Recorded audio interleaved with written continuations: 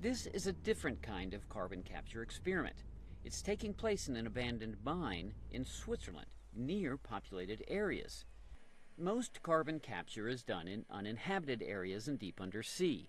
But these scientists are testing to see if a saltwater carbon mixture they are pumping into a clay and rock fault line will stay put.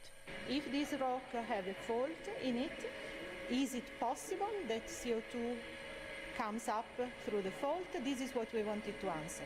If the test is successful, it could make it cheaper for countries to dispose of their excess carbon by storing it underground in their own backyard. CO2 underground storage already exists, but in almost uninhabited areas, such as offshore areas, deep down in the sea or in desert areas. What is new here is that if one day we want to stock CO2 in Switzerland, which is a densely populated region, we need to make sure that the CO2 will not migrate into the surface and contaminate, for instance, drinking water sources.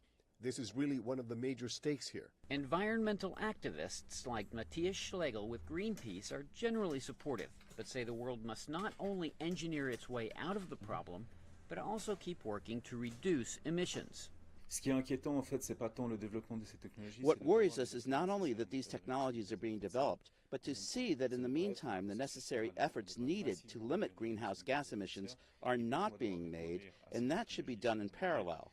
We should massively reduce these emissions. Given the fact that we will have to resort to these technologies according to the GIEC, there is a need to develop them, but the effort should be placed on reducing greenhouse gas emissions.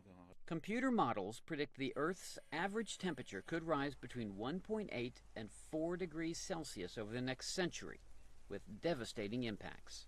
Kevin Enochs, VOA News.